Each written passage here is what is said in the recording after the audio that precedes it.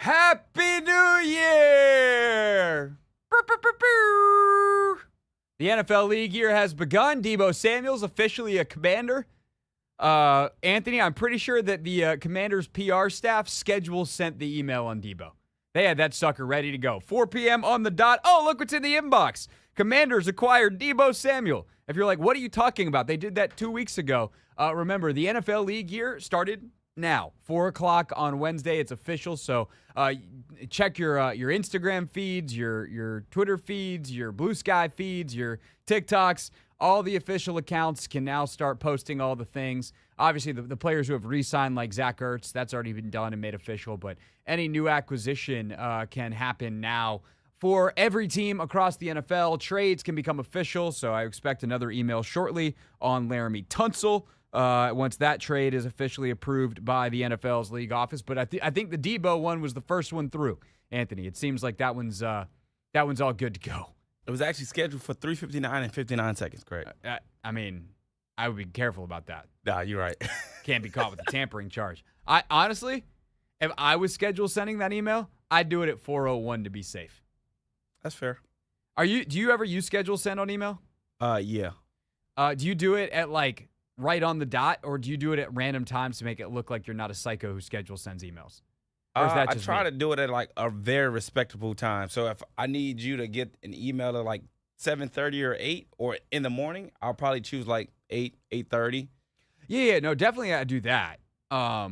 If like I'm answering emails, because I hate getting work emails, especially like 9 o'clock at night. Like if it's urgent, fine, but if not, just send it for tomorrow during business hours. Anytime. I'm not going to begrudge you for working that time, but I don't want to work that time. So don't. And considering we all have our email on our phones now, like let's not do that.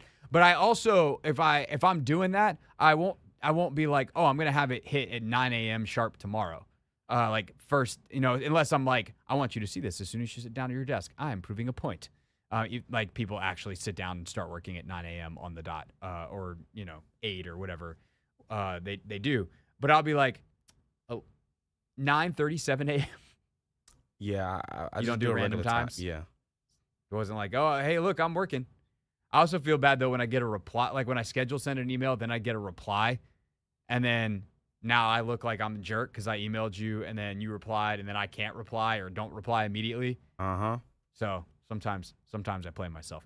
Anyway, that's enough email talk. Let's get to free agency. Commanders, again, they've made it official with Deebo. We'll get the Laramie Tunsil one in a few moments, I presume. But there's also actual newer news, Anthony. That is the Commanders have signed Eddie Goldman, former Florida State Seminole, played for the Bears for a long time.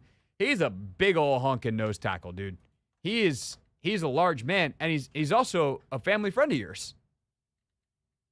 Yes, he is a family friend, and it was actually funny because when the news broke, I called his dad to basically like confirm the reports, and he was like, "Dang, how'd you know?" Like, I just got off the phone with him. I'm just like, I think those agents and those insiders work fast, man. Jeremy Fowler, ESPN, broke the news. The Hoffman Show, courtesy of Anthony Haney, has confirmed the news. Eddie Goldman's coming to D.C. So he's had a really interesting career. Young player with the Chicago Bears, who played nose tackle on some pretty darn good defenses back in the day, including, I believe, at the tail end of like Brian Urlacher's career. He was even there back in 2015. Graded out in the green his first 2 years on PFF. Hilariously, his second year, 78.3 coverage grade. Anthony, I don't think he was doing a whole lot of snaps in coverage. Yeah, that's crazy. Yeah. So he played like full complement of snaps his rookie year, 517 snaps that season. Had 26 pressures, 6 sacks. It was his most productive season as a pass rusher. Got hurt the next year, but was back up in 2017, 18, 19. Pretty full seasons. Played really well. 2018, he was sensational. Graded out in the like high 80s, which is like probably one of the best grades PFF gave out that year. And specifically was a 90 on PFF against the run. Again, out of 100. So truly sensational season in 2018. 2019, he's good again. He sat out 2020, the COVID year, came back in 21, did not play very well, and then he actually retired and then unretired. Last year was in Atlanta, played a solid 330 snaps as a rotational piece for them. Didn't have a great season by PFF's metrics. And again, like PFF's not perfect, but it's the best we got. And now he'll come here to be a part of the rotation. Again, if he can give them that 300 to 400 snaps, like that's all they need. But he's 6'4", 332. And so what they've added between him and Kinlaw is enormous size on the inside. And I think the potential to have some of these bigger body types. Now, as we talked about with Kinlaw, he's not actually a great run player. Kinlaw has struggled at times against the run. He can get a little upright and get moved. He is really quick with his hands, so he can penetrate at times. But they definitely have some guys that can take up more space. And I think the other thing to think about here is, in a way, they're setting up to do some more stuff with odd spacing this year. And so odd spacing just simply means you have 3 down or 5 across the line of scrimmage. So, if you think of your traditional 3-4 set, or, sometimes they'll have the 4 down linemen and then Frankie Louvu's kind of hanging off the edge. And we can get real into the weeds on spacing, all that kind of stuff. And I'm not going to bore you guys with those details. Some of you really care about that. And if you care, then you probably already know. And if you don't already know, you probably don't care. And the point is, like, it just gives them options. That I think this year you're going to see some packages with Newton, Payne, Kinlaw, Goldman, some combination of those 4 guys with a Frankie Louvu and some other edge player that hasn't even been brought in yet on the outside. And so they have those kinds of options to play more with those odd spacings, or I should say those odd fronts, and they can play an odd front with an even spacing, which is something he did a lot last year. And again, I'm not going to go and bother explaining all that because it doesn't really matter. The point is, this is a very versatile defense. Goldman is the kind of piece that allows them to play true odd spacing, like true traditional 3-4 with a nose tackle if they want to do that. And I think Kinlaw could play, defensive end in a true 3-4 kind of alignment, that 4-eye for the nerds, and be pretty effective there. I think that suits his body type, his skill set. So I think it's going to be really interesting to watch how they deploy these guys. But they have definitely added size on the front because, Newton's a little undersized. Obviously, Allen was. They let him go. Payne, I know he doesn't feel super undersized, but, like, he's kind of undersized for, like, a one-technique shade defensive tackle type. Like, for a one-tech, he's fine. For a true shade or nose tackle, he's not as big as you want, and he's not a power player. He's a speed player. So to get these bigger body types in there, I think gives them some different options up front. Hopefully it helps the run defense tremendously. And then the biggest thing is now, can you get the pass rush juice? Newton and Payne inside should give you some, but can you get, whether it's DeMarcus Lawrence, whether they go a little younger with a guy like Azeez Ojulari, obviously still in the draft. I think there's some stuff to look at. It's going to be really interesting to see what they do. And speaking of the draft, Anthony, I actually think that as Rams now officially released Cooper Kupp, that just in from Adam Schefter. That was kind of the slowest breaking news of the day. We knew that was coming.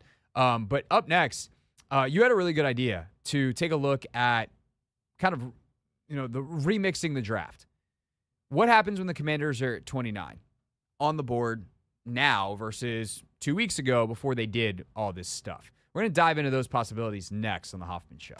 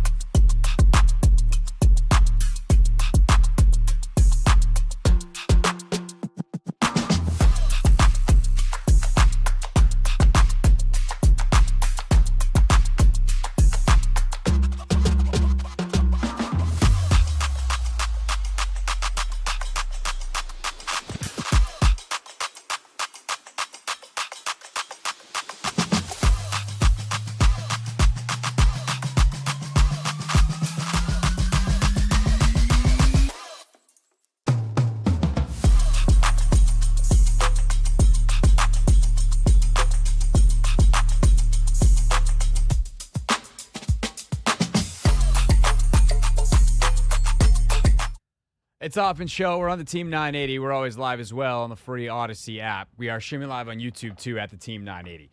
So, Anthony, I think that if I just had all day to sit on mock draft simulators, I could waste a whole day. That's what I've learned in this commercial break. Because I have 3 different mocks pulled up, or 3 different draft simulators pulled up to help us with this discussion. And every time I do this for the Commanders, I actually feel better about where they are for reasons that we'll explain in a moment. But to get back, before I get too far ahead of myself, you had a good question in our pre-show meeting. And you basically were like, how does the draft look now for Washington compared to before free agency? Because before free agency, or depending on when you want to start that timeline, they didn't have Debo. They certainly didn't have Laramie Tunsil. And then you have the guys that they've re-signed in Bobby and Zach, and they've lost Diami, and they've now lost Chin and Defoe, but they signed Will Harris. They haven't done anything yet at corner, wide receiver. And we acknowledge that they're going to. Like, they have to sign receivers. They don't have bodies in the building right now. So they're going to sign someone. But the guys that we thought could be bona fide twos potentially for them, guys like Darius Slayton, are not here. So unless they go sign Amari Cooper, like, they're probably looking for a starting caliber receiver potentially in this draft. Or they're hoping Luke can step up or whatever. So I think on the whole, the Tunsil move is the only one that really changes anything for me. Because now you have a guy that you're relying upon as a bona fide starter at left tackle. That said, if Josh Simmons, the tackle from Ohio State, who Logan thinks had maybe the best tape of any tackle in this draft, but might be available at 29 because he got hurt early last year in a pretty devastating knee injury. But if they feel comfortable with his medical and he falls to 29, and he is distinctly, in the way that Johnny Newton was for them, the best player at 34 last year, I think it was. If he's your best player, he's the only guy left on the board with a first-round grade by the time you get to 29, I'm not taking him. And in fact, for a guy like Simmons, this becomes an even better situation where I hope that he's my Tristan Wirfs, where I take him, he starts for me at right tackle as soon as he's ready. And that means he is both healthy and better than Andrew Wiley. And Andrew Wiley is an average right tackle in the NFL. So when you're better than Andrew Wiley, you're pretty good. You're a good tackle. Wiley's fine. He's no better. He's no worse. He's got strengths and weaknesses that are different than maybe what Simmons will be. But if he can play right tackle until Tunsil's done here, whenever that means, contract expires, they don't come to terms, he's just not good anymore, whatever the reason, and then Simmons goes over to left tackle in the future, cool. I'd still probably do that.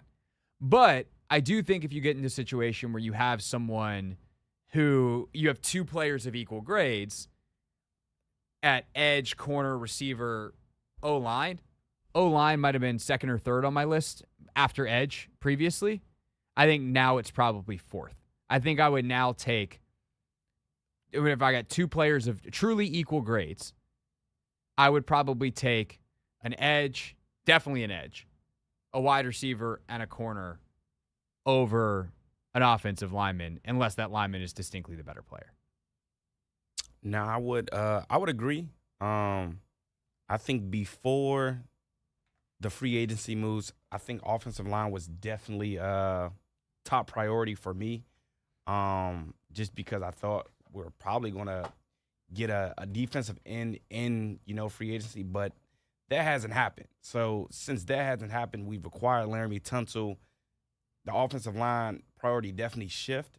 I would then lean defensive end being the top priority, and then corner.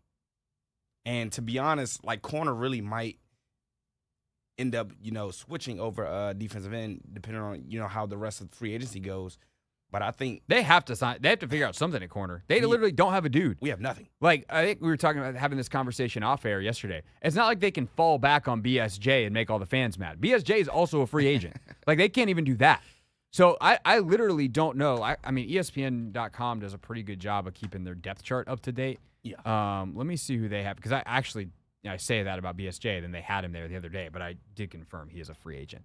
Depth chart. I think it's also easier to find serviceable receivers than there are like corners, kind of. Dog, they have, according to ESPN.com, they have two dudes that I've heard of that have played corner in the NFL on the roster right now. They have Mikey and Marshawn. That's it. Because then they have their current starting left cornerback on ESPN.com is someone named Alan George. And then Bobby Price, who they signed midway through last year. So I've heard of him. He's there as well. They need an outside, unless they're going to switch Quan's position, but I don't think they're doing that because not like they got a bunch of safeties floating around. Nope. He's their starting free safety. So they got to sign corners. But yeah, so I pulled up 3 different mocks because I don't think we're at the stage of the process yet where any of these are actually that good. Any of these mock draft simulators, because every time I look at it, I'm like, there's no way that guy's available. No way that guy's available. So on PFF, when Commanders are on the board in this particular version of this particular mock, they have their best player available as Omarion Hampton, the running back out of North Carolina, who, by the way, would be intriguing. Yeah. But they also have this is the guy where I'm like, this ain't happening. Colson Loveland, the tight end out of Michigan, that dude's probably going top 20. There ain't no way he's available for Washington at 29. If he is, I'd probably take him. Because I think he's a first-round grade kind of guy. But also in this one, Jalen Walker, the edge out of Georgia, is available. Would definitely think about that one. Nick Skirton, the edge out of Texas A&M, maybe. Josh Connerly, the tackle out of Oregon. Connerly's the kind of guy that they would have been in the market for that with Tunsil, they're not. He's the kind of offensive tackle that probably bops down for me. Ayo Minor, the receiver out of Stanford, is here. Besh, the receiver out of TCU. Trey Amos, the corner out of Ole Miss. But honestly, one of my favorite guys that's available is Landon Jackson, the edge out of Arkansas. Yeah. Super interested in him. By the way, in this one, also Shedeur Sanders somehow gets in the second round, as does Tyler Booker, the guard out of Alabama. I don't think that's happening. But Jayden Higgins is available, receiver out of Iowa State, who will probably be available, and that might be a little rich. But this, if the board is like this, I'm trying to trade down. Which brings us to Pro Football Network's version. The players available for Washington here. Somehow Loveland available here as well. These mock draft simulators apparently don't like him very much. Luther Burden, the receiver out of Mizzou. Don't know he's their kind of guy, but talent-wise, interesting. Hampton out of North Carolina again. Mike Green, the edge out of Marshall's available. That's a run to the podium type of situation as long as the character's good. So definitely some interesting guys there. Trey Amos again, the corner out of Iowa State. But they also have some trade offers. If Washington gives up 29 and 128 for 37 and 68 for Vegas, this is the one I would probably take. Washington has pick 29 and 128 going to Tennessee for pick 35 in their second next year. You can recoup a second-round pick after you gave one up for Tunsil next year, and you only move back 6 slots. Yeah, that's not bad. I would do that in a heartbeat. And then just pick 29 for Arizona's 47-82 and their second next year. That's interesting to me. Then you have the mock draft simulator database, whatever the hell that .com. Their trade offers are crazy. 29 to Miami for 48, 98, 231, 256, second rounder next year, and a fifth rounder next year. 29 going back to where? To Miami. Just one pick for all that. Yeah, that doesn't seem realistic. Nah, not at all. Minnesota also giving up 4 picks, including a second rounder next year. And then, those are the 2 trade offers. Sure, if you can do that in a heartbeat. There, now everyone's not mad at Adam Peters for giving up all them picks anymore. Yeah. As for players available, they've got Amanawari, the safety out of South Carolina, available. Kenneth Grant, the D lineman out of Michigan. That would be hard to pass up. Burden. Derek Harmon, D lineman out of Oregon. Hampton again.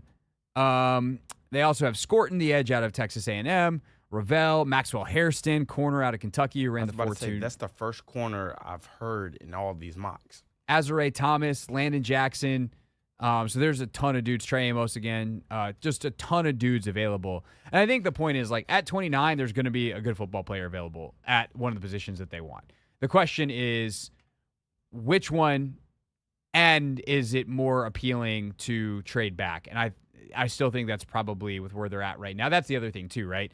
I think the idea of trading back was already a good one for them in this upcoming draft because of kind of the clump of players that was going to be available and what offers could be on the board. Now that becomes even more appetizing. That might be the biggest single difference, is that trade back scenario to recoup draft picks this year and next. Like, that's, I don't want to say it's a must by any stretch. The must is get the best value you can. But your value charts are a little different now as you try to replenish the draft stock. Yeah, this is gonna be interesting, man. Oh my gosh, It's gonna be a fun. What are we at? March 12th. Fun, like 6 weeks here. Yeah, Gonna be a good old time. it's gonna be stressful a little bit too, though. Anthony, you had many bright ideas. I can't keep them all straight. What are we doing next? After that, we were supposed to. We put it in the rundown. Let me look at the rundown. Oh, you had another good question. Actually, we were supposed to do the draft thing next, but I just did that. One, we can take some calls. So 301-230-0980. Two, you asked a really smart question about some of these trades and what you think it means in terms of how Adam Peters viewed this free agent class. We'll talk about that next here on the Team 980.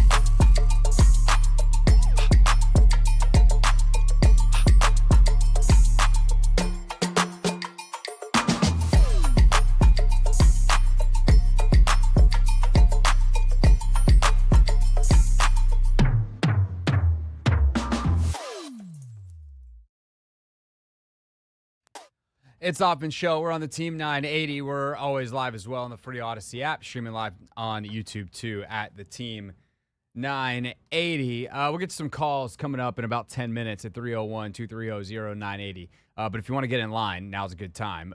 Anthony, standing by, ready to answer the phone amongst his many duties here at the Hoffman Show. But Anthony, you also asked an interesting question about Adam Peters and kind of how he's treated this offseason. I will let you ask the question, and I will do my best to answer it. Yeah, I feel like a lot of fans are expecting Adam Peters to, make some moves, make some flash moves. And a lot of the moves we've made have been via trade as opposed to actually, signing free agents during the legal tampering period.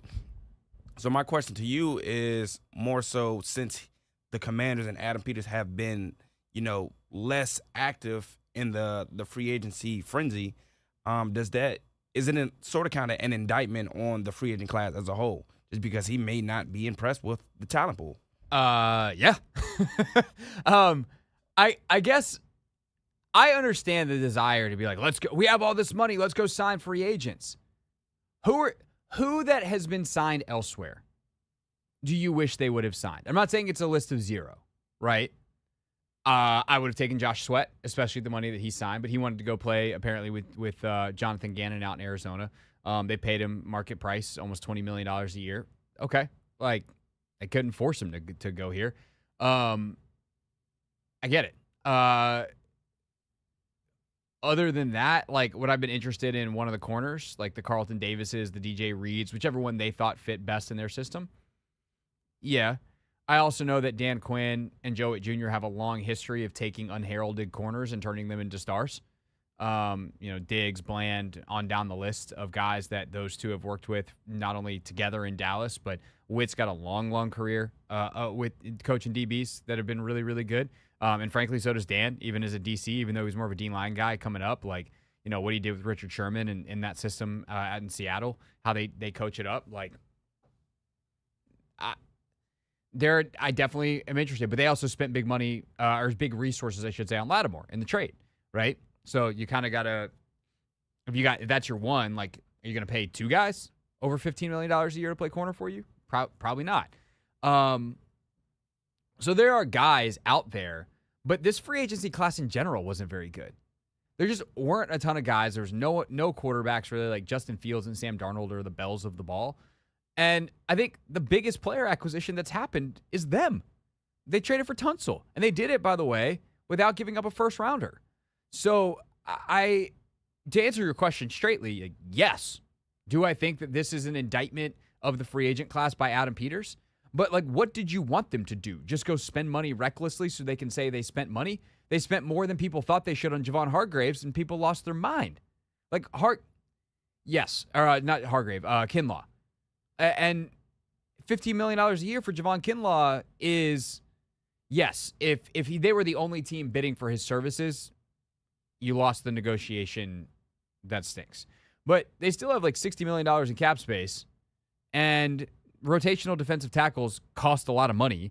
Look at what Milton Williams just got, and he's going to be obviously a starter, but there was another guy that just signed for $20 million too. D-tackle, or signed for like 18. I can't remember. Yeah, that's who I was thinking about, somebody that signed for 18. Somebody just signed for 18 that's like a better player than Javon Kinlaw for sure, but like it's probably going to play similar snap count throughout the season. So like that is an expensive position. They got a guy that has real talent that they have an idea of what they want to do with. And so you can't create options that don't exist. You can't go in and create a player, stick him in the free agent pool, and go try to sign him. And the best thing you can do if you don't like the free agent pool is say, well, who can we acquire via trade? And that's what they did. They didn't like the wide receiver class. They went and they went and traded for Debo. They don't like the tackle class once Ronnie Stanley re-signs, because that's the other thing too, is that initially they liked probably some guys. They were apparently very in on Ronnie Stanley and were going to go after him hard, and then he re-signs with Baltimore the day before free agency opens. You can't do anything about that. Alaric Jackson re-signs with the Rams. You can't do anything about that. So what do? I guess they say we can do something about that. We can't get guys that don't get to free agency. We can't go sign guys off other teams, but we can trade for them. And so they did. They've still got more to do for sure, but that would be my rhetorical question is, who did they not sign that you're like, failure? They had to sign that guy. That guy totally changes their team. I don't think that guy exists. Yeah, I mean, there's guys like Hassan. I mean, I think a lot of people did definitely want AP to address edge, and maybe some of the guys in the pool were sort of kind of outpriced. You got the Hassan Reddick. He got $14 million down in Tampa, but who's to say he wanted to come here? Josh Sweat, he also got close to $20 million. Who's to say he wanted to come here? So I mean, it's just the things didn't fall in our favor, and I think a lot of fans are just upset that we weren't able to, land one of those. Yeah, but like Hassan Reddick. Oh, you wonder who else got paid at D tackle? John freaking Allen got $20 million. I don't want to pay John Allen $20 million. Yeah, but he got $20 million. Why? Because he's a good enough player that's in an expensive position. I want them to address edge too. They need to, but it might be a second wave free agency guy.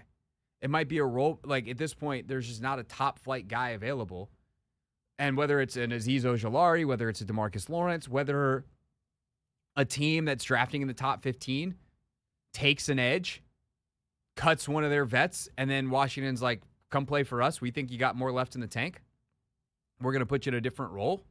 Like that kind of stuff happens too. So, it's not a blind in Adam we trust. It's I get why they're acting the way they are, and they can't invent options that don't exist. They're at the mercy of the market, and it's also a work in progress. So, but so far, the fact that they're not blindly throwing money away at guys and just saying, screw it, we're going to get guys no matter what, is also probably the right option. Like New England had that kind of money. Washington didn't quite have that kind of money. It's Hoffman Show. We're on the Team 980. And tell you what, let's take a look at what's trending because there's a couple more signings that just came through. Then we'll get to some of your calls next.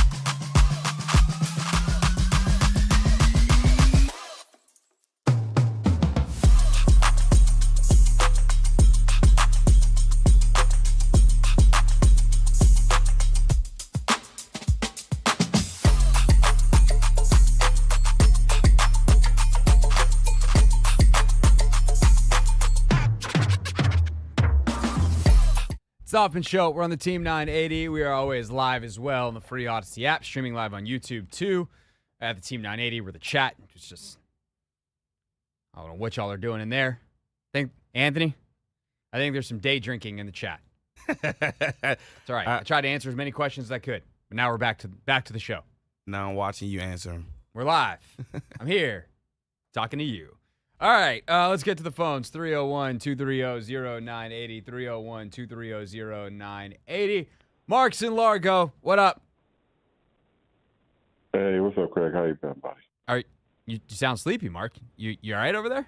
No, I'm good. I'm good. Normally you Doing come real in good. firing. Let me ask you. Yeah. So let me ask you this. I actually agree with you. I think Adam is doing. This is not a good free agent class, and I think, and you know how you can tell this is not a good free agent class. Craig, there are a lot of contracts that are being signed no more than 3 years. You're not seeing a lot of guaranteed longer contracts longer than 3 years.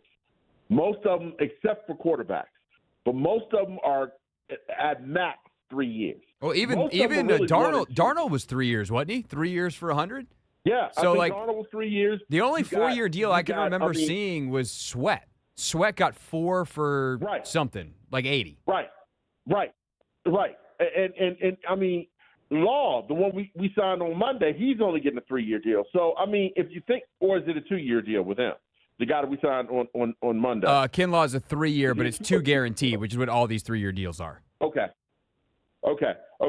So I mean, it's not a really great free agency class. Now, we both were disappointed because we thought Slayton would still be available come today.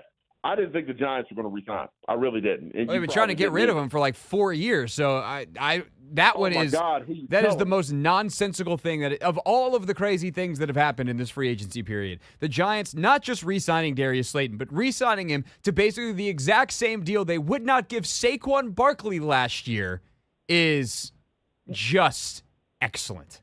That one's over the top. Well, think about this. These are the same two people that the owner came out a week after the season said, I thought about letting my coach and GM go, but I think I'm going to keep him another year. Yep. This is what you're going to get. Everyone talks about the Cowboys are a mess. The Giants have been a mess for a long time, but that's another story. I do think in the draft, though, Craig, they got to get an edge rusher. Now, I think they still may bring Dante Fowler back. I think they may bring him back, and you got to get an edge rusher in the draft. And maybe you could give up your first-round pick and get a second-round pick like you were talking about. You got to get an edge rusher because I think there's a chance we can get Asante Samuel if he's available come tomorrow or Friday. You could probably get him for a 1-year deal, and you could sign him, and everything will be good. What do you think about that? Yeah, I haven't watched Samuel enough. He's intriguing. I know he's 25 years old. He is kind of a playmaker in a way that's good, but he is not very physical, not a run support player very well. And then some of the man-to-man stuff is specifically like press coverage, which is, I think, what they want to get to a lot more of, which is why they brought in Marshawn Lattimore. I just don't know that he's a fit. Like, the idea of Asante Samuel Jr. is interesting. The reality of Asante Samuel Jr. might not be a good fit.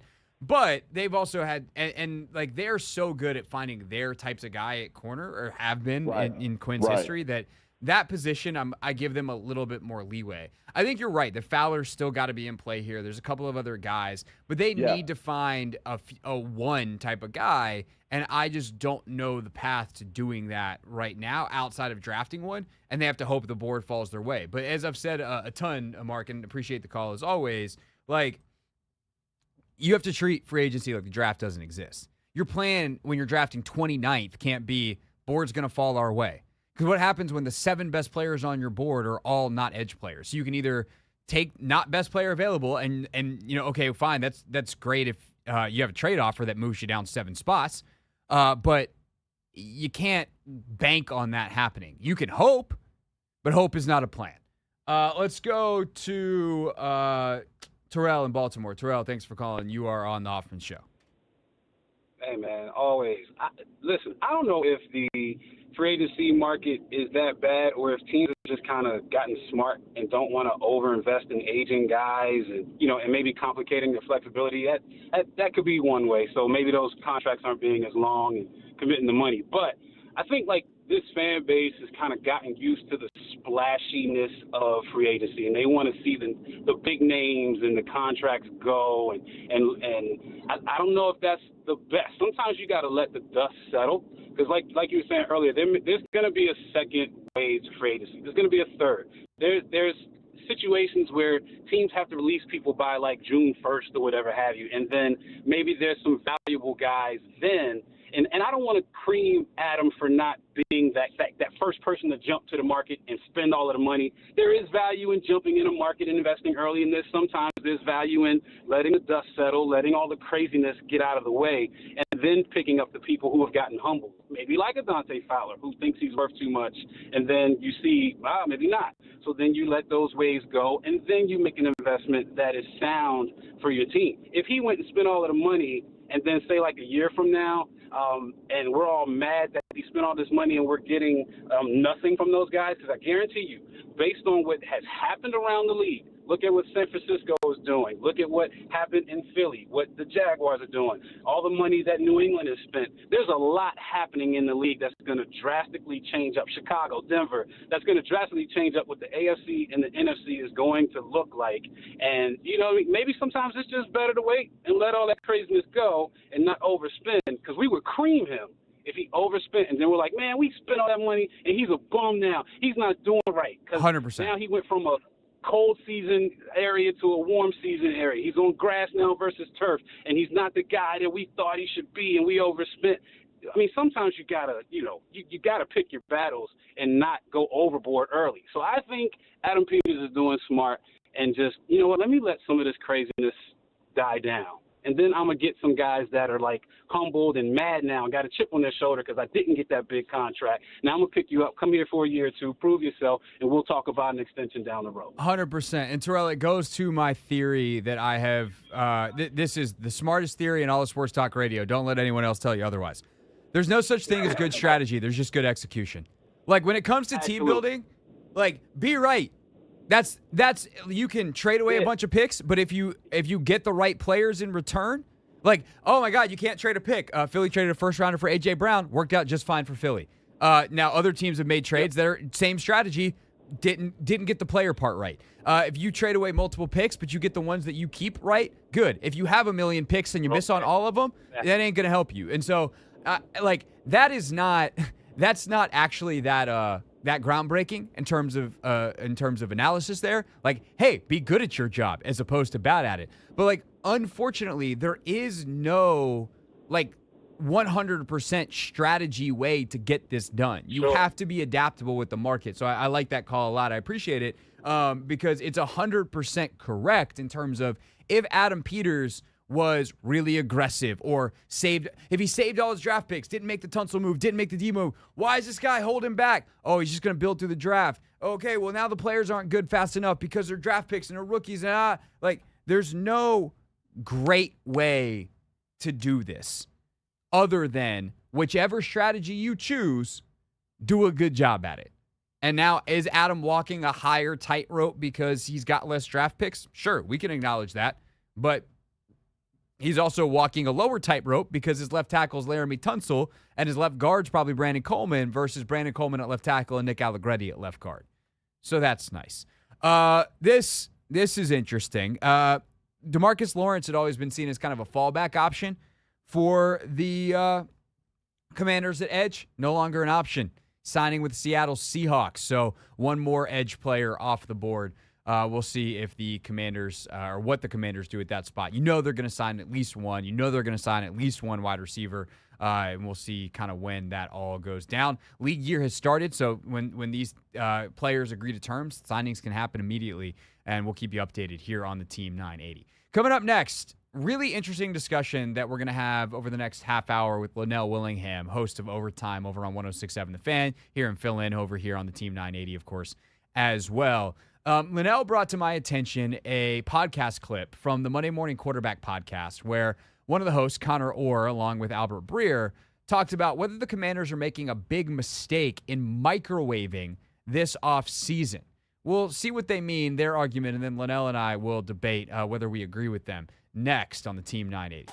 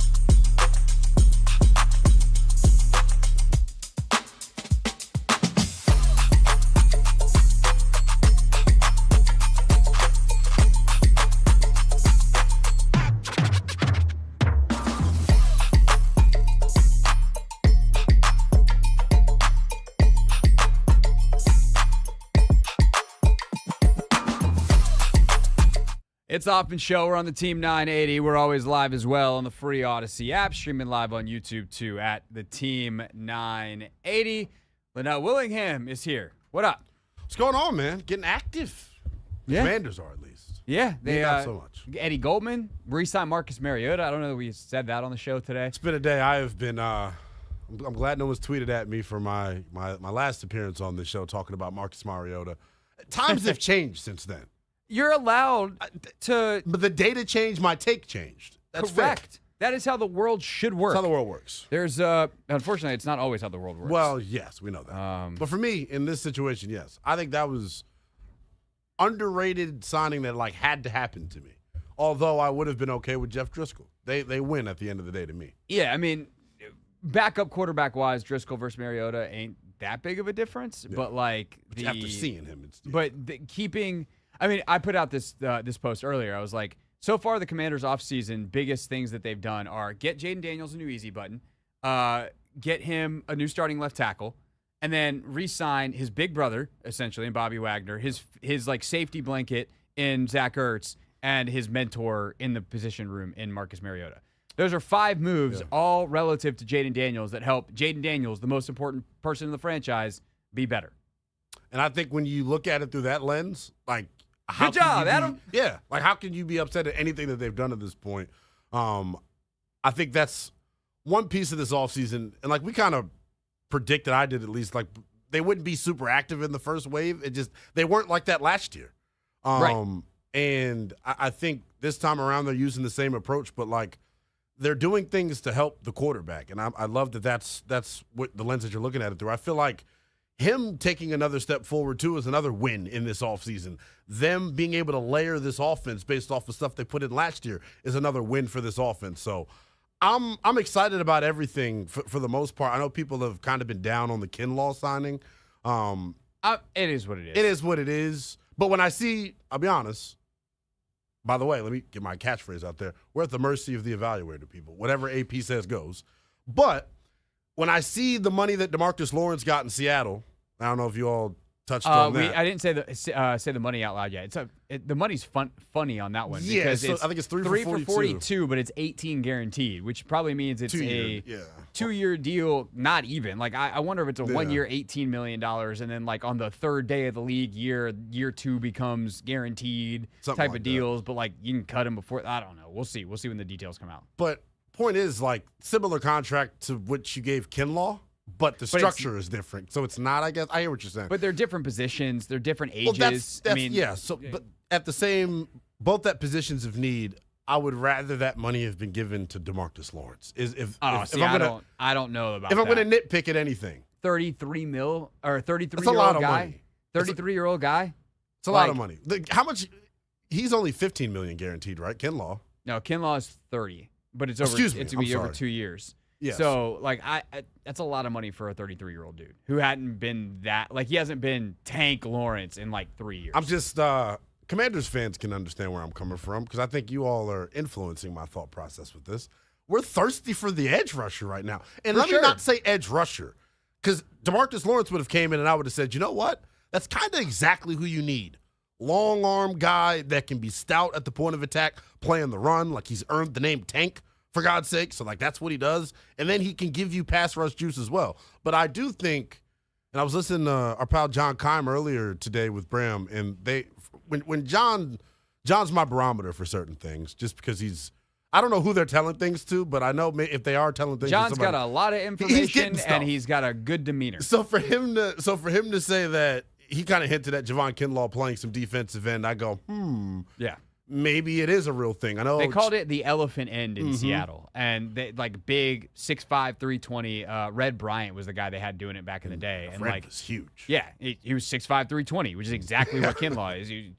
I think they carried it a little bit different, but Red was more up top. It felt bigger, chubby. He's a thick build guy up top. Yeah. So, long story short, they're gonna have to do something on the edge. We know that they got to figure out who that is, when that happens. No way you can give up more draft capital, right? I don't think so. But, I also was thinking about this when we were talking about it with a caller in the last segment. What happens if on draft night they trade back and now all of a sudden they have an extra second or something to play with?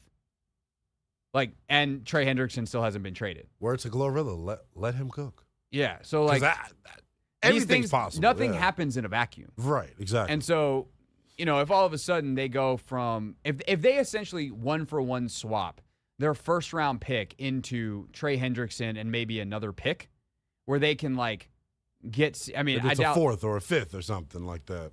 Yeah, like I don't think kind of that's rich, the maybe, but worst yeah. use of. But again, it just depends on how much. Like, I still don't want to pay Trey Hendrickson $32 million a year. I know he's really good, but he's he's on the wrong side of 30, all that kind of stuff too. So I guess I don't know.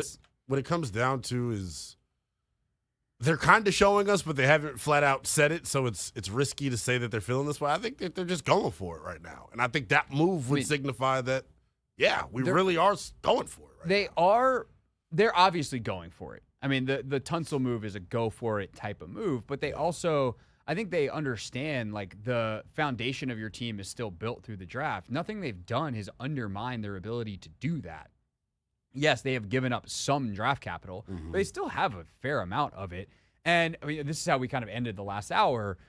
This is not earth-shattering analysis, but, like, the only way to be good at this is to be good at this. There is no strategy that 100% guarantees success of more draft picks, more trades, more this. The Rams won with FM picks. You had other teams that have won with teams built purely through the draft. You have other teams that win with some combination of the two. Like, you said, whatever you choose, and if you have 4 picks or 10 picks, you got to be good at picking players. And so I think what the Commanders have done is they looked at this free agent market and by the way, I think some of this draft and realize we can't get what we need in certain spots. Exactly. And so, like, let's use the draft picks. We have the cap space to do it. We'll pay a premium in salary to get guys that we know are good, which is kind of not a bad strategy when you say it that way out loud. I was listening to Greg Rosenthal of NFL.com like a month or two ago, and he was like, I expect teams to be aggressive in the trade market this year because there are no free agents. So how else do you build your team? You got to get a little bit creative. And I think that's what Washington's doing. Also, like, it's also a little bit of a situation with AP, to me at least, and maybe I'm looking too deep into it, where he's kind of seen it done like this before. Didn't San Fran go out and get Trent Williams? Didn't San Fran go out and get Christian McCaffrey? So, like, you pick your spot, so to speak. And I still think the philosophy is build through the draft, but when Jayden Daniels changes your trajectory, it changes how you look at yourself. 100%. And those trades, I know San Fran didn't win a world championship, but like they did for 4 to 5 years. Yeah, they were the best team in the NFC, and they went to 2 Super Bowls. So yes, and Christian McCaffrey was incredible for them, and Trent Williams has been incredible for them. And if Debo doesn't have to be 2021 Debo because that dude ain't coming back. That was an insane season. But if he's 2023 Debo, like, he's way better. Would they give up a 5th for him? Yeah, that's way better than anything you'll get in the 5th round this year. So I think that's how you have to look at it is, like, we're paying a premium for, I mean, I guess it's not guarantees because we don't know if that version of Debo's coming back. Why did he have a down year last year? Right. Tunsil, I'm less concerned about. He actually, PFF grade is what it is, but, like, he actually wasn't that bad last year. Their offensive line was terrible in general. Right. He obviously had a million penalties, but their whole offensive system was a nightmare. Yeah. And I also think, unlike where they can't get, they're bad-mouthing him on the way out to an extent of, like, this guy's not a leader, whatever. They don't need him to be a leader here. No. Like, there are so many leaders on that offense, from Ertz to Cosme to Biotish to Terry to Jayden. Like, at best, he's like the 7th or 8th guy that anyone would look to and be like, hey, we need you to be a leader here. We need you to block your face off. Nick Allegretti speaking up before Tunsil is. Like, he's like the 6th guy. I mean, in terms of, like, nastiness, Coleman's got a nasty streak and some leadership to him. Like, he's like the 6th guy in the O-line room. Hey, Laramie, I don't care what you wear. I don't care your fashion. I don't care if you want to be about, I'm Mr. 2-time highest paid tackle in the league and I'm my own agent. Block. Oh, he's his own agent? Yeah. That's a flat. Oh, that's why people are. See, people get upset when people represent themselves for whatever reason. They do. And I think it's smart because what's this about? Creating generational wealth. That little 10% that you're giving to the agent, that's putting maybe your grandkid through school. Sure. So, like, I don't ever hate on that. Ever. Point being, if Laramie Tunsil plays awesome at left tackle, I'm not saying I don't care what he does other than that. Yeah. But, like, the stuff that he has been criticized for, the stuff that people are mad about in Houston, I don't care about that stuff. Go play, dude. Be good. Let everyone else take care of the leadership things. Don't ask guys that aren't leaders to lead. That's a Dan Quinn special right there. And so I'm perfectly fine with that. All right, the whole reason we had you here was to do, we've got on a tangent. To ask this question that we're going to ask next here on the Hoffman Show, which is, are the Commanders ultimately, in trying to go for it in the way that they're going for it, making a mistake? Connor Orr of the Monday Morning Quarterback tried to make that argument. We'll see if we believe it next on the Team 980.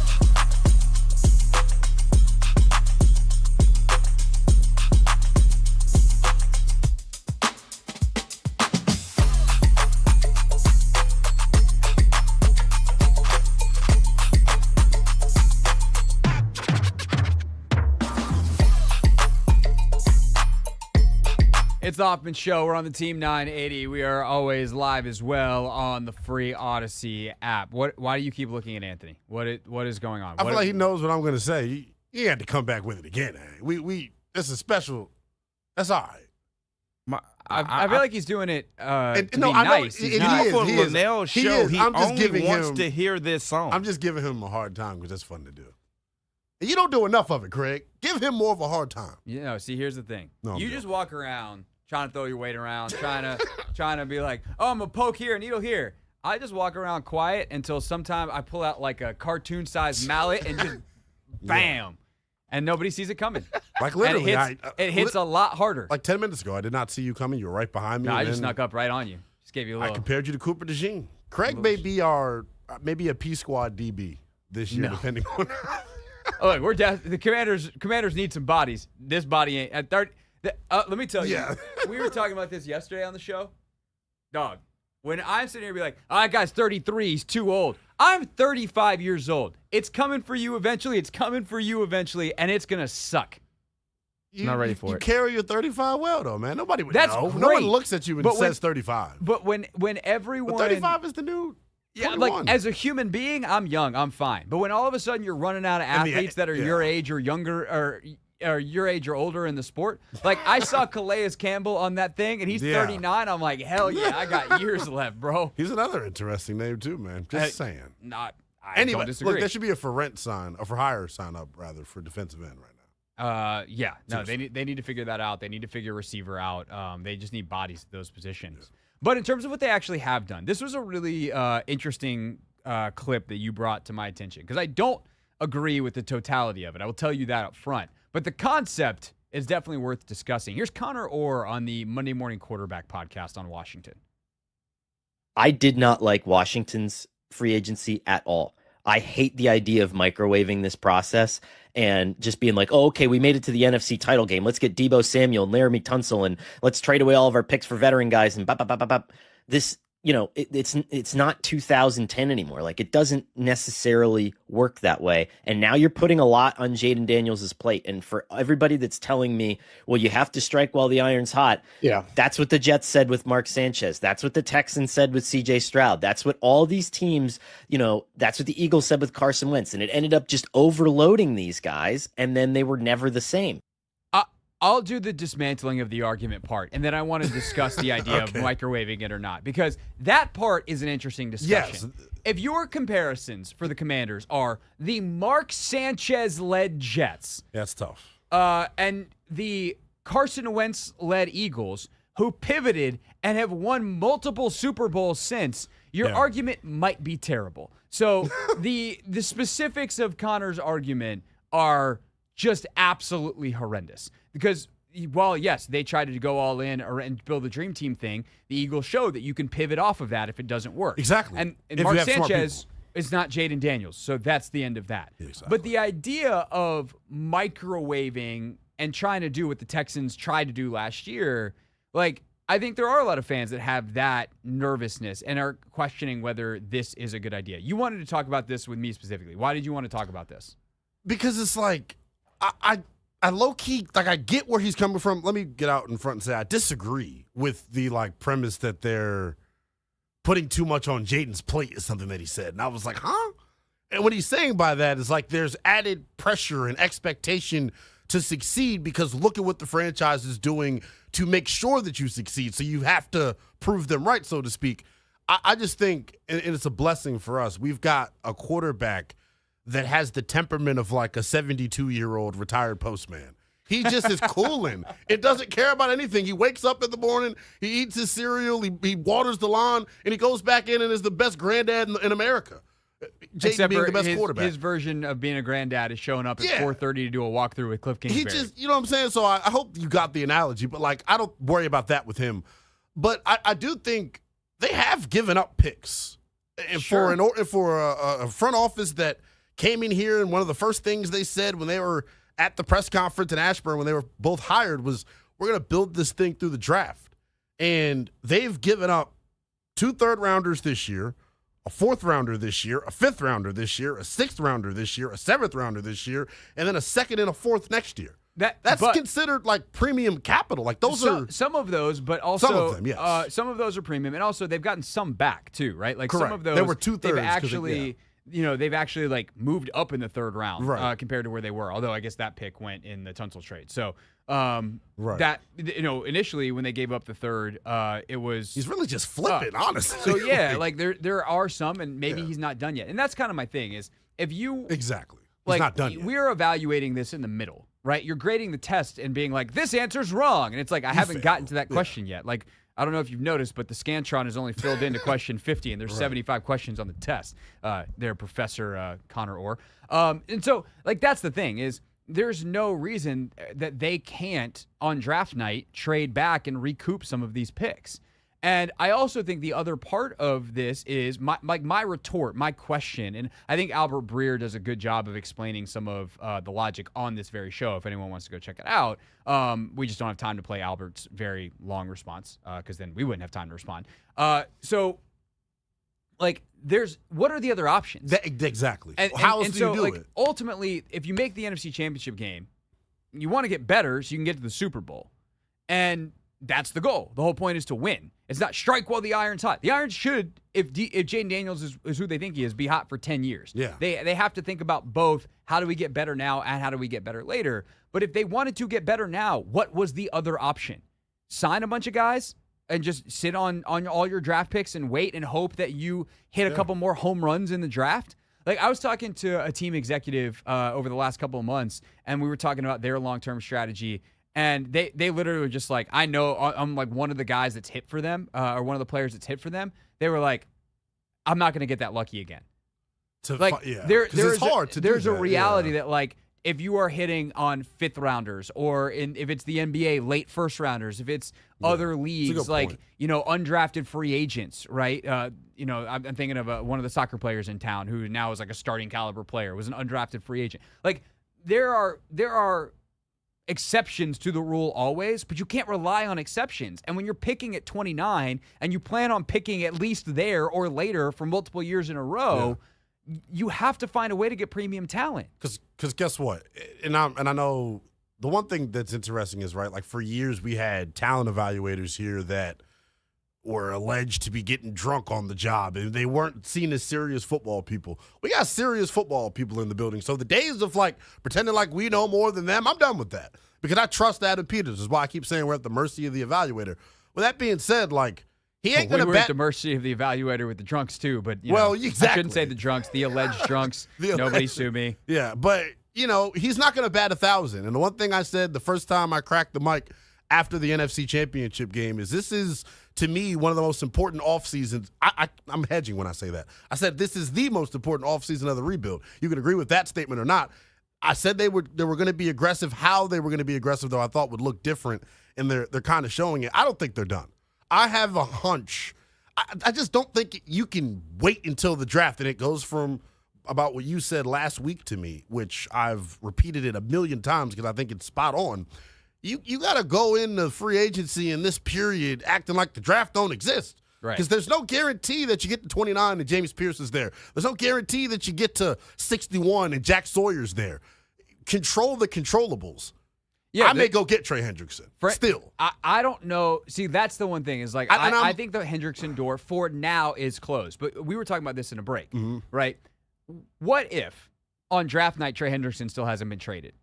And the Commanders have an offer on the table to move back to 39, let's say. Let's not make it a 5 or 6 thing. Let's make it where they have to go back a little farther because that's going to get them more in return. Right. And they do that knowing if we can get an extra second here, we can replace our second from next year, and maybe we trade that 39th pick for Trey Hendrickson. Or we trade our 61st pick if Cincinnati will take it for Trey Hendrickson. Like, now we're cooking. But you have to have the first one first. Right. And I think that is one thing that I am very cognizant of, having now covered multiple rebuilds and covering multiple ongoing rebuilds, is you can't grade the test till the test has been turned in. And I think that we are in the middle of the test for Adam Peters when it comes to this offseason. And thus, some of the, like, what they've done is gotten better and acquired better talent. Yeah. That's good. in terms of cleaning it up and making sure that they can continue to do that moving forward, that is an ongoing process. And that way, the test is never turned in until like Jayden Daniels is done in his prime. And we look back and say, how many Lombardis did they win? And did they do enough to win it? Lynnell Willingham, we'll be talking about this, I'm sure, more tonight. If you want the unhinged version, listen tonight at 6:30 on 106.7 The Fan. I'm half joking. Tonight, overtime, you can catch him there on 106.7 The Fan and, of course, the free Odyssey app. Good to see you, dude. This is fun. Appreciate you as well. When Anthony, what are we doing when we get back? Are we doing the Mariota thing? Are we doing the other thing? What are we doing? Should we talk about how the Commanders are supporting Jayden Daniels? We could talk about that a little bit. We'll talk about DeMarcus Mariota re-signing and why it actually fits with the one consistent thing they've done with this offseason next on the Hoffman Show.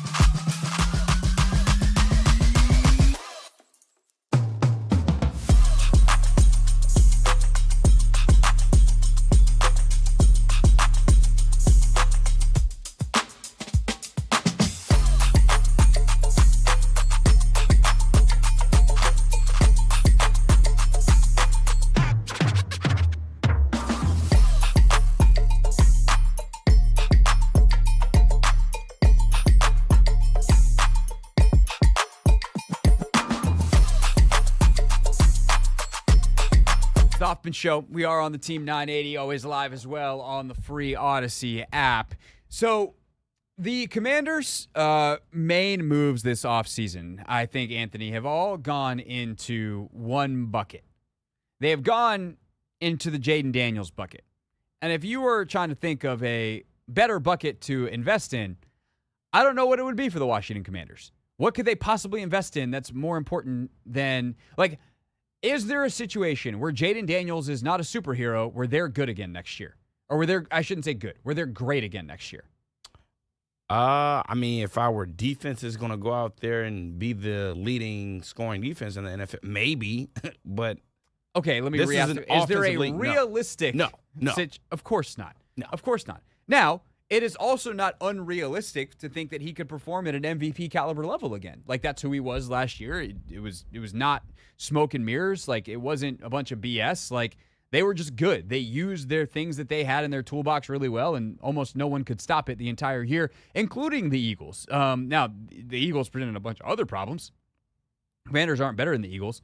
But if they, like, if Washington, the question is, like, can they score on Philadelphia? They figured it out about as well as anyone. And if they can figure out how to freaking run the ball this year, that would be even better. But here's the Commanders' offseason so far with the re-signing today of Marcus Mariota, the backup quarterback last year, who they re-signed on a 1-year, $8 million deal. They got Jayden Daniels a new easy button in Deebo Samuel, right? We'll see how that goes, but a guy they can give jet sweeps to, a guy they can give screens to, a guy that is pretty reliable at getting open underneath in zone coverage. Like, they got a guy who they can give Jayden a mental rep off, basically, to be like, hey, just hand the ball to Deebo or throw the ball to Deebo and see what happens. They got him a 5-time Pro Bowl left tackle and Laramie Tunsil. And I believe those 5 Pro Bowls are in the last 6 years. That's good. That's nice. Like that. They brought back his safety blanket, the guy who was the best fourth down receiver in the NFL last year, on a team that had the best fourth down conversion percentage in 25 years in the history of the league, in Zach Ertz. They brought back his big bro, if you will, in Bobby Wagner, a guy who was essential to Jayden's success, one of his best friends in the locker room, a mentor, a guide to NFL football, someone who made him better on and off the field. And then his in-position group mentor, and Marcus Mariota, which essentially keeps the quarterback room intact, which, by the way, this is I don't know that it's an under-talked about or underrated thing. Like, it's ultimately the assistant quarterback's coach, but certain positions you can block coaching moves for. And there were some teams that wanted to talk to David Blau, and because it wasn't for, like, a coordinator position, the Commanders could block it. They're like, you're on a 2-year contract or whatever the coaching contract was, and you're under contract with us, and even though you would be getting a small promotion from assistant quarterback's coach to quarterback's coach, you're staying here. And they blocked David Blau from taking other interviews because they want to keep that quarterback room of Blau, Driscoll, Sam Hartman, I would assume, is going to be back on the practice squad again, who's like Jayden's best friend on the team, Mariota, Tavita Pritchard, Cliff Kingsbury, together as long as they can. And if next year Cliff winds up getting a head coaching job, then I would assume that they reshuffle that room and try to keep as many of those guys in there as they can. But that's when you can be like, hey, Blau, you're going to get the quarterback's coach job here because Tavita is now the OC or passing game coordinator. And Brian Johnson is the current passing game coordinator. Like, he's in that room as well. Like, we'll see what happens with him in potential interviews. So there's just an incredible level of continuity for what I would argue was the most important thing at the most important position, which is the ecosystem around the quarterback. And yes, do they still need to go find wide receivers? And that's a pretty important part of the ecosystem, whatever. Yes, but they've done a pretty remarkable job of keeping this thing together, Anthony, and that makes me feel really good about Jayden Daniels going into year 2, and it probably makes Jayden Daniels feel pretty good going into year 2. Yeah, I think they essentially are just building off of last year. I think last year, the rookie quarterback, in terms of the play on the field, Cliff Kingsbury, he did a good job of, not giving them too much, giving them, screens and, like, easy ways to, get the ball out of his hand. I think this year they're more so trying to build a more explosive offense. You go out there, you get Laramie Tunsil, who can protect his blind side. So now he maybe can, take some longer drops, hold him to the ball a little bit longer, as opposed to, getting the ball out. Also, we had people chipping off the edges. So, like, most of the time we had 3 people going out as opposed to, having, more options available. So I think they're just doing a better job of, building the offense up. You bring Deebo in, He's a home run hitter. And by the way, he's a home run hitter without the risk involved, right? Debo at his best, and I'm talking 2023, like realistic Debo, not 2021 Debo, is a guy that you can throw a slant to, a screen to, and he breaks a tackle and takes it to the house. You can throw him a 5-yard hitch, he slips off a guy, and he's gone. He's not a vertical stretch the field guy. Yeah. Which is very, very different. Yeah. I think I need to find let me double check this. We've got people in the YouTube chat with news, Anthony, and Commanders news. So I'm going to double check this real quick. That way I'm not reading a wrong thing on the air. But I think the Chargers. Well, the Chargers did something, and then there's also the Commanders did something. The Chargers apparently have signed BSJ. Yes. So that's that. And yeah, Jeremy Fowler reporting Jonathan Jones, the former Patriots corner, to the Commanders on a 1-year deal. So Keim's got it as well. Played for New England since 2016. Can play inside and outside. Mark Bullock, who does a lot of film study, he says surprising move, undersized corner, more of a slot guy, probably a depth piece. I don't know about that. I mean, they need more bodies, obviously, as well. But a guy that's played a ton of NFL football. Let me pull up his You said Mark said he'll probably be in the slot? We said he's a guy. Mark thinks he's going to be a depth piece, not a starter. Okay. Where I'm like, I don't know. I mean, right now he's definitely their number 2 corner. But like, what I think it probably does though is it gives you a floor. Like, worst case scenario now, Jonathan Jones is your number 2 corner. Now, what that means, I can have a better idea in a couple minutes if I can watch 20 snaps of film and also look at some stats and stuff real quick, some grades and kind of where he's been, and let's see where he's lined up, snaps by position. He last year played outside for most of the year. He played in the slot predominantly in 1, 2, 3, 4 games, including 3 of the last 4 where he was a rotational guy. So he mostly played outside, but he does definitely have versatility. I mean, there's one game where PFF's got him lined up at free safety for 22 snaps, and that's the most he played in that game in Week 10. So I'm gonna have to watch. I mean, now I'm kind of want to watch Week 10 and Week 12 real quick because those are the times he moved around quite a bit. But he definitely is a guy that's versatile. 5'10", 185, ran a 4.3 in college or coming out of college, like super fast guy. What about his age though? He's older. He's played a lot of football. Yeah. I mean, this is a guy that played. If I can get defense. He played over 700 snaps last year, so he's not a full-time player. Yeah. His peak, he played 914 on 2022 New England. But, like, his grades are pretty good. He's a pretty sure tackler. Okay run defender for most of his career. At times, like 2019, Jonathan Jones was a really good run defender, really good at everything. He's definitely not a number 1 corner anymore. I'll tell you that much. But he's also a guy that puts a floor underneath you where now if you go draft someone who's better, great. If you don't, then you hope that he's good here. Yeah. So we'll get a little bit more on Jonathan Jones coming up next here on the Hoffman Show.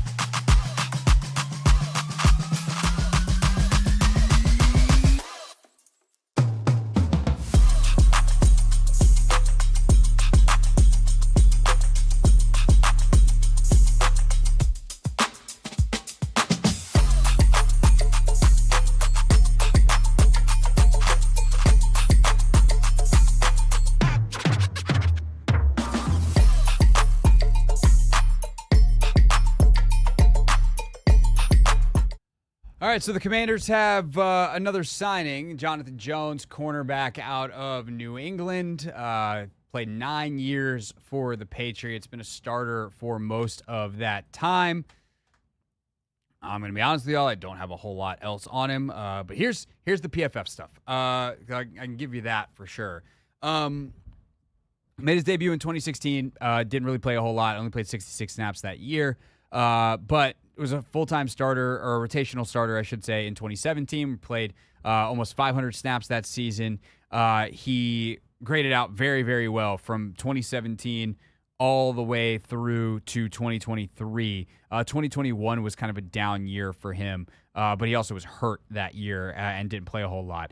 2022, he bounced back after that down year in 21, played a career-high 914 snaps, over 500, almost 600 snaps in coverage that year, and PFF had him at a 67 grade, which is a green grade, low green, but green. He has always been a consistent tackler. He has always played the run pretty well as well. Last year was probably his worst season as a pro, or one of his worst seasons as a pro, according, again, to PFF metrics, which are what they are. We know that defense was a mess last year. Those first 8 years were under Bill Belichick. The last year was under Gerard Mayo and whatever else they had going on in New England. That seems like probably a relevant thing. He mostly has lined up as an outside corner, but he also has played a fair amount, or the last, I should say, 3 years, mostly as an outside corner. The first 1, 2, 3, 4, 5, 6 years of his career, he played a lot more slot. So definitely an interesting thing to consider here as they figure out, like, is this Mike Sainer still insurance? And by the way, if this guy winds up being a rotation piece who can spell Mike Sainer still / teach Mike Sainer still some of the tricks of the trade, like, there are a lot worse guys that you can have in the room than a guy that played 8 years for Bill Belichick at a really high level who's at the end of his career. I think that's one of the things we learned last year is, like, the value of the vet in the room. And a guy that, by the way, has been around in that room with Marshawn Lattimore. Like, is he a guy that can maybe take on a different role and making sure that Marshawn's head is on straight? Ultimately, I don't know that he's a starting caliber guy. He's certainly not a high caliber starter. Reading texted our guy Dan Pizzuta real quick. And this is a guy that was playing opposite of a Christian Gonzalez, as Dan pointed out in his text back to me. He definitely was not, like, it sounds, Anthony, by what Dan just texted me, I don't want to set this guy up for failure, so I'm going to whisper this. You ready? Make sure your headphones are on and ready. There's a little bit of BSJ where he deters a lot of targets. And sit down. Don't you walk out. This was just last year. Jonathan Jones had 8 years of success. So relax. But, like, apparently last year there was a little bit, like, did a really good job deterring targets, especially considering he was playing opposite of Christian Gonzalez. And then when he got thrown at, things didn't always go great. So the ball skills, for whatever reason, took a dip. But, again, I wonder how much of that was year one out of the Belichick system with Gerard Mayo and whatever else they were trying to do defensively last year, where that defense, everyone thought that defense was going to be really good. And then they were terrible. And, like, the only good thing about New England was kind of Drake May by the end of the year. And he was obviously up and down because he's a rookie and had no infrastructure around him. And then they fired everyone because they did a bunch of dumb stuff. So hopefully he can regain his form and he's fine. They'll hopefully put him in positions here to do what he's good at. And if you're telling me I got a guy who's got good speed, has had a history of being a solid corner, and he plays the run really well, like, that's a guy that can play for Dan Quinn. Because that's the thing is, like, if the ball, when he gets thrown at, he's going to get challenged. You got to clean that up. Okay, Joe Witt Jr. has always been pretty good about that kind of stuff, coaching that up. What you can't really coach up is, like, hey, can you be physical and play the run really, really well? Like, of course you can coach up the technique, but, like, there's a mentality there, and it seems like this guy more than has that. So there's that. I think when you think about everything you've just outlined about Jonathan Jones, the thing that sticks out to me about him is the fact that he's physical, he's a great tackler. Do you think he's going to align more in the slot as opposed to, like, an outside? Because that's what it gives almost. I don't know. That's the thing. Okay. And I think it probably depends on, like, one, I would think they experiment with it. Like, if they have these two guys that can play inside, outside, and Mikey winds up clearly being better outside, or Jones is clearly better inside, maybe that is the plan. Maybe they just be like, this was never our plan, but it's not a bad one. So, Mikey, hey, you really settled into the outside corner spot last year. Let's just stick you out there opposite of Marshawn and let's go. That could be your starting trio. You could flip it and say, Jones, you're going to play outside. Mikey, you're back inside. They could also draft a guy that could beat out Jones for the outside spot, and he winds up as corner 4. Or he doesn't make the team. Because sometimes that stuff happens. You sign a guy in the offseason, he doesn't even survive training camp. Like, I don't know. It's March 12th. But having a guy that's got a good history, very clearly a smart football player, if Bill Belichick keeps you around that long, especially as a DB where, like, Belichick is, it was kind of his forte was the back-end coverage stuff. Like, very clearly a smart guy, very clearly plays with a lot of physicality, and the fact that he's graded out so well against the run year after year after year after year. And so it gives you, some kind of floor underneath you. And this is what to expect from the Commanders in free agency throughout the rest of this. Like, the sexiest name that you can possibly, the two sexiest names they might sign are Azeez Ojulari and Amari Cooper. Cooper, because he's a known commodity or a known name at 31 years old, and Ojulari because he's 25. Like, purely because he's got a little pass rush juice and he's 25. All you are doing is trying to put floors underneath you so that you can genuinely go into the draft without a need. Where you go into the draft without if we don't draft the guy that's a starter for us, we're in deep S. And Jonathan Jones puts that kind of floor underneath you. I don't know how much more at this point in his career of a floor he puts underneath you, but he at the very least does that. So they got that going for him, which is nice. Yeah. All right. I have terrible news for all of the faithful Hoffman Show listeners that are listening right now. This is our final break of the show. I feel like I haven't said that today at all.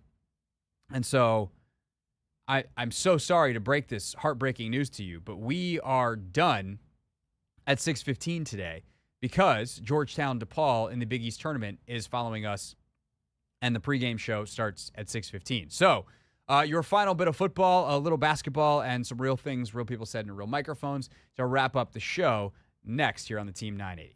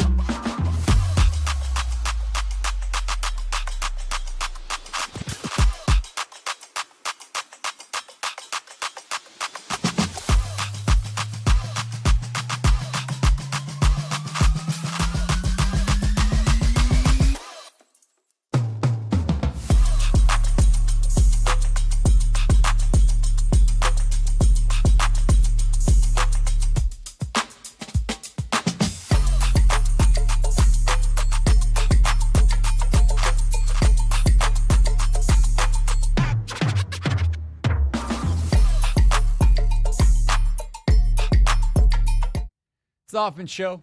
Wow, I looked really small there for a second. I was leaning forward in my chair, Anthony, and I was just like I want to come play at the grown-ups table. Did you almost fall? No, I didn't almost fall. I just looked like a child on the YouTube stream. A grown-ass man. Or something. I think you are. You know what I am right now? I'm a hungry man. I'm not well. My brain is not functioning. You need a Snickers? I don't think Snickers is going to be what I need because the whole milk chocolate thing that really sucks, I would forget, sucks man. for your boy. But I need something. The show's almost over, so I think I can make it to the end. Yes, sir. Especially considering we're going to do some real things here in a second. Any other news that you've seen that we need to cover?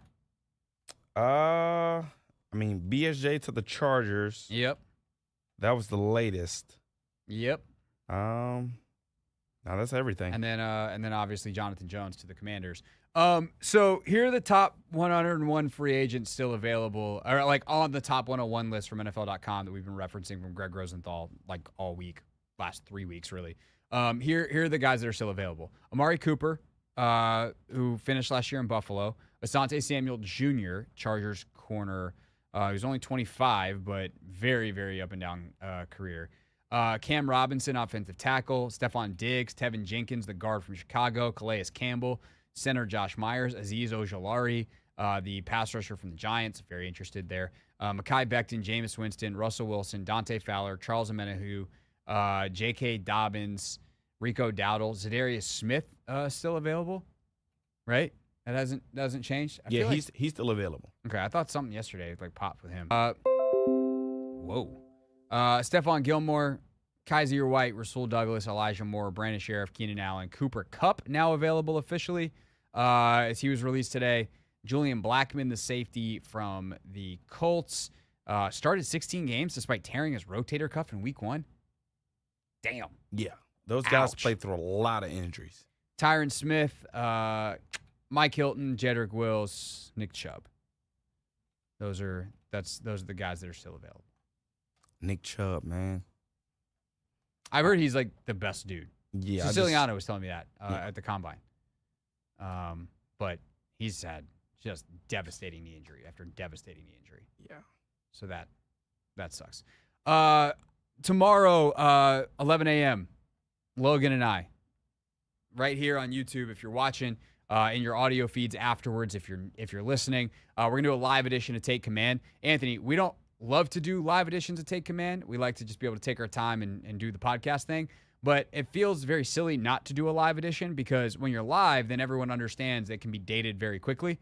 And if we do a podcast, then by the time we put it out, there's something that we talked about that's no longer a thing. Yeah. Then that feels very silly. But I think at this point, they've made enough additional signings. Like he and I haven't talked about Will Harris yet. We haven't talked about Jonathan Jones, obviously, yet. We'll talk a little bit more about some of the big picture stuff. So that'll be tomorrow, probably about 45 minutes, starting 11 o'clock. That'll be live on YouTube at the Team 980, at 1067 The Fan, and at Craig Hoffman. So any of the 3 places that you get your Take Command, we'll go live in all 3. And then afterwards, we'll put the audio expeditiously, as fast as we can, in the audio feed. So if you're a Take Command listener, not watcher, we will try not to leave you behind. I don't think there's a way. Actually, I should ask. Bosses, if you're listening, if there's a way that we can go live in the Odyssey app while we do this live video stream, we obviously can do live audio, but I feel like that might be a little harder to just set up. If anyone out there is listening, local bosses, national bosses, you let me know. We'll be willing to try to make that happen. Other than that, tomorrow on the show, never read the comments. What else we got tomorrow? Maybe we might look at some mocks. Oh, yeah, we're going to try to look at some mock drafts. Today we looked at some simulators. We're going to look at some actual mocks tomorrow. Yeah, and there's a guest we may have. Oh. Yep, we may have them. It's a may still. Yes. We're hoping to have one of the new commanders over the next 2 days at the very least. Yes. We'll also talk about We'll talk Eddie Goldman tomorrow on Take Command too, because he signed today. Yep. But one of the new, at the very least one, if not multiple of the new commanders over the next couple of days here on the show. So we're trying our best to push some buttons, do some things, make it happen. All right.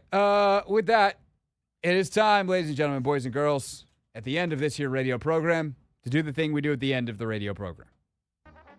Real things. We're not going to be sucked this year. Real people. 5 and 11. Not very good. Said into real microphones. You know, the culture is actually damn good.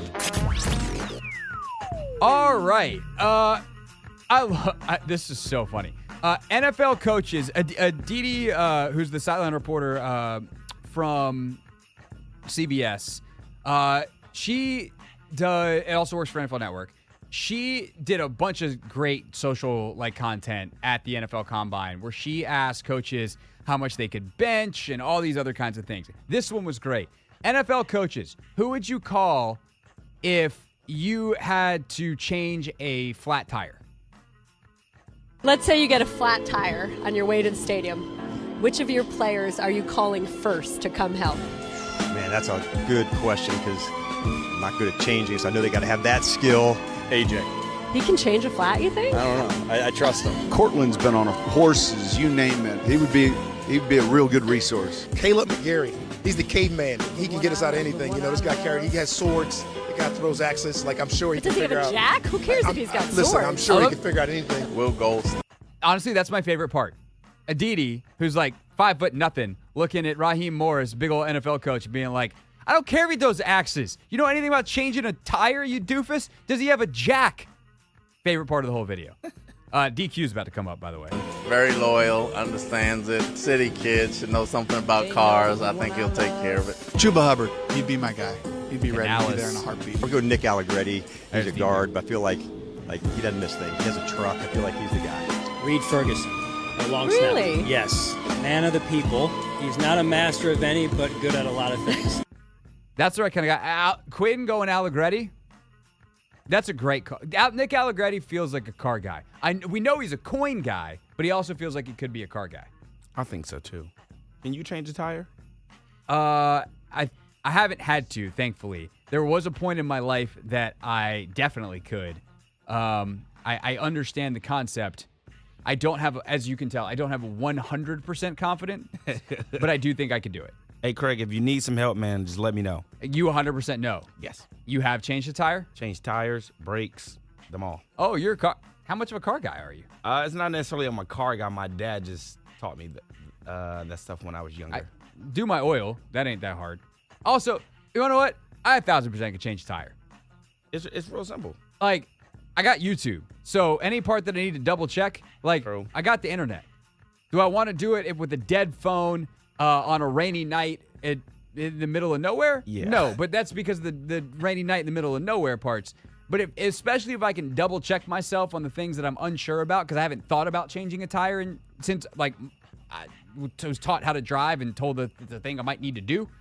I have the internet to double check myself. I'm pretty confident I can pull it off. Yeah. I think the hardest part is just getting the lug nuts out. That's yeah. it. That's but it. That's what you got to do. You got to take the lug nuts out. First, you got to get the jack in the right place. You got to get the car up. You got to twist it. Oh, would you look at that? We're out of time. We'll see you tomorrow on the Hoffman Show.